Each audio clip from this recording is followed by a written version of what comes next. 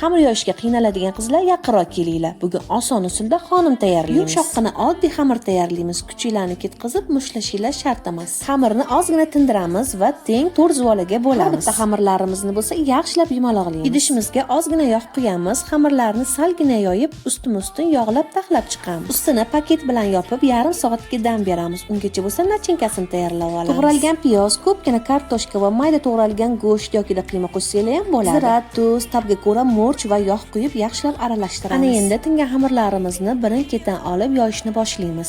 Juda tez va yupqa bo'lib yoyiladi. Nachinkamizni ham to'rga bo'lib, yoyilgan xamirlarimiz ustiga solamiz va rolet shaklida o'rab chiqamiz. Yog'langan mantiqasqonni ustiga joylab pishirish uchun jo'natamiz. Men xuddi shunaqa ikkitasini mantiqasqonda, qolgan ikkitasini esa duxovka pechida pishirib oldim. Har ikkalasini ham ta'mi o'ziga yarasha juda ham mazali va shirin bo'lib chiqadi. Pishib chiqqan xonimlarimiz ustidan esa piyoz, pomidorli qayladan quyib tortsanglar, yana ham xushxo'r bo'lib chiqadi. Ana endi hali ham o'ylanib o'tirgan bo'lsanglar, tez dugoninglarga ham yuborib qo'yinglar. Kanalimga bo'lsa tez ulanib olinglar. Chunki pishirgan ovqatlarimiz sizlarga ham yoqishi aniq. Hammaga yoqimli ishtaha.